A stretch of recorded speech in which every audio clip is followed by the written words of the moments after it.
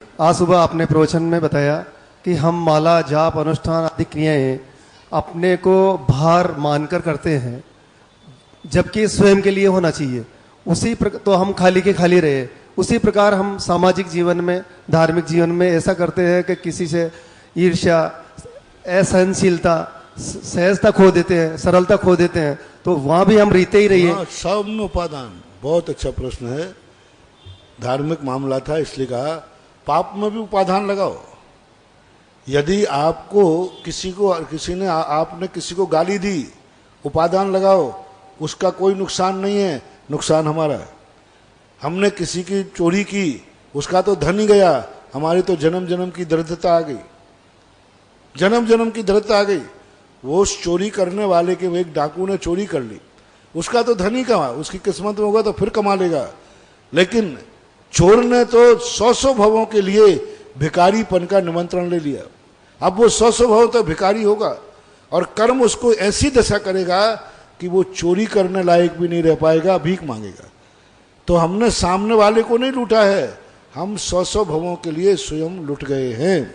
तो हर ईर्षा में, पाप में, क्रोध में, सब में हम दूसरे का कुछ बिगाड़ सकते नहीं। लगता है कि हमने इसका बिगाड़ दिया, सत्य यह है कि मैंने अपने खुद का बिगाड़ कर लिया। जब कोई गाली देता है तो कान में बाद में जाएगी, पहले तो मुंह बिगड़ेगा। मुंह से पहले निकलेगी, कान में पहले जाएगी। मुंह से पहले निकलेगा तो पहले तो अपना मुंह बिगड़ेगा, मुंह खराब होगा, बाद में उसे कान में जाएगी। और सामने वाले का अहित हो या ना हो, स्वयं का अहित तो होता है। सब में लगाना।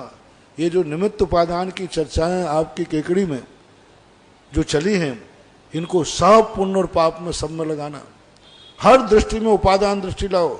उपादान दृष्टि वाला गाली दे ही नहीं पाएगा। उपादान दृष्टि वाला कभी ईर्ष्या कर ही नहीं पाएगा। उपादान दृष्टि वाले को कभी ईर्ष्या भाव नहीं आएगा। कितना भी किसी की प्रशंसा हो जाए, कितना भी किसी का सम्मान हो जाए, उसके मन में किंचित मात्र भी ईर्ष्या नहीं आएगी। अक्सर कर लोग क्या करते हैं, स्वयं की प्रशंसा होवे या नहीं होवे, लेकिन दूसरे की प्रशंसा हो गया तो मिर्ची लग जाती, आग लगती, आग। हाँ, एक सबसे बड़ी जिंदगी का वीक पॉइंट है। सबसे बड़ा कमजोर व्यक्ति कौन? कितनी बड़ा मुनि बन जाए, कितनी बड़ा ज्ञानी बन जाए, कितनी बड़ा धनवान बन जाए, सबसे बड़ा वीक पॉइंट पापी कौन? कि वो दूसरे की प्रशंसा सुन सकता है या नहीं। कितने लोग हैं जो स्वयं सम्मान नहीं चाहते, लेकिन दूसरे के सम्मान से ऐतराज है। एक व्यक्ति था, सम्मान समारोह था, तो उसमें सम्मान हो रहा था, झगड़ा करे, इसका क्यों सम्मान हुआ, ये सम्मान के लायक नहीं है, गलत है।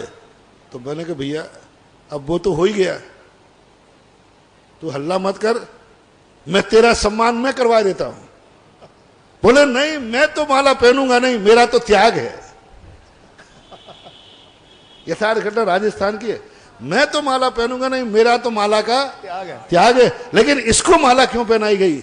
मैंने कहा तुम उस मानी से भी जहां मानी हो, तुम्हारा पतन निश्चित है।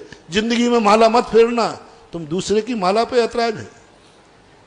अक्सर कर अपनी जिंदगी में महानुभाव, सबसे मेरा कहना है, यदि दूसरे की प्रशंसा सुनते ही तुम्हें यह भाव आ जाए, इसकी प्रशंसा क्यों हो रही है, इसकी निंदा कैसे कराऊं? महाराज जी तुम नहीं जानते इसकी कुंडली। अब महाराज के पास पर्ची भेजो, महाराज इसकी कुंडली देखना, लोगों की आदत होती है। मैं समझ देता हूं ये सबसे निकृष्ट आदमी है। कभी भी दूसरे की अपनी प्रशंसा सुनो या ना सुनो, दूसरे का सम्मान झूठा भी हो, गलत भी हो रहा हो, इसके पुण्य का उदय है, हो रहा है। इसने जरूर कोई पुण्य उदय किया होगा, तब तो इसको झूठी माला मिल गई। लेकिन सहन नहीं होती लोगों को।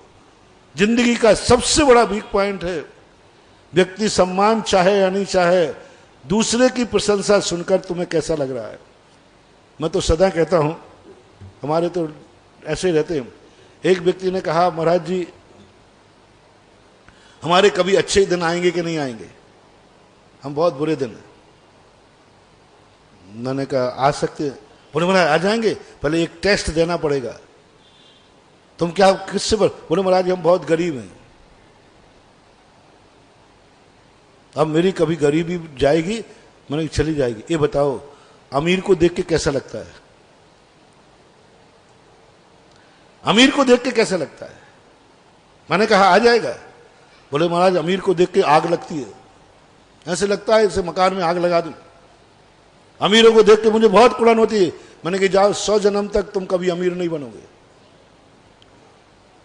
और यदि तुम्हें ये लगता है अमीर को देख करके ओहो ये जन्म जन्म का पुण्यात्मा है, इसने जरूर पूर्व भाव में दान दिए होंगे तभी तो ये आज अमीर है, अमीर को देख के जय जिनेंद्र कर लो, 6 महीने में गरीबी अमीर में बदल जाएगी, अच्छे दिन आना शुरू हो जाएंगे। अमीर को जय जिनेंद्र करो। अमीर तुम भी बनना चाह रहे हो और अमीर से ही तुम जलते हो। अमीर को जय जिनेंद्र करो। धन्य है दाता। फैल वाले विद्यार्थी को मैंने 50 विद्यार्थियों को अच्छे नंबर दिलवाए। महाराज जी मेरे नंबर नहीं आते अच्छे। मैंने कहा जिसके अच्छे नंबर आते हैं उसको देख के कैसा लगता है? महाराज जी बहुत बुरा लगता है। मैंने कहा बेटा इंग्लिश आर्ट सप्लीमेंट्री क्या करें? हमने कहा उसको जिसके अच्छे नंबर आए सुबह उठकर उसको जय जिनेंद्र शुरू करो, शाम को हो जाए तो जय जिनेंद्र करो, और हो सके तो उसके पैर छुओ। धन्य है वही क्लास में आप हैं, वही पे मैं हूं। आपने बहुत बड़ा ज्ञान का छोप सम दिया। उस साल उसके नंबर बढ़ गए और आगे बढ़ते बढ़ते जो तीसरे नंबर पर था वो पहले नंबर पर आ गया। मां जय जिनेंद्र करने अंदर से। इसलिए महानुभाव सबसे मेरा कहना है दूसरों की प्रशंसा सुनने की आदत डालो। क्यों अपना पाप कर्म मानते हो?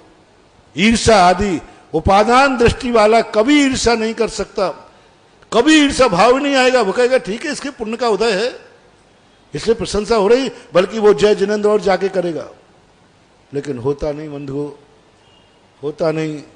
दूसरे की प्रशंसा, अपनी प्रशंसा हो या ना हो, लेकिन दूसरे की प्रशंसा सहन नहीं होती। और मेरी भावना में सबसे पहले कहा देख दूसरों की बढ़ती को कभी न ईर्षा भाव करूं। ये सब में लेना। देव बढ़ कहना है कभी किसी की प्रशंसा हो रही हो कभी ईर्षा नहीं करना। बहुत अच्छा बात है। अन्यथा लोग तो इतने, मैं तो बहुत परेशान हूं। जब भी किसी की प्रशंसा कर देता हूं 1-2 दिन में आ जाता महाराज इसकी कुंडली। एक बार व्यक्ति का बहुत बड़ा सम्मान हुआ, प्रमाण पत्र, दूसरे दिन इतने पत्र आए महाराज जी जिसका आपने सम्मान किया मालूम वो कैसा है, मालूम वो कैसा है। और मैंने कहा कि इसका सम्मान नहीं करते तो इसकी कुंडली नहीं खुलती।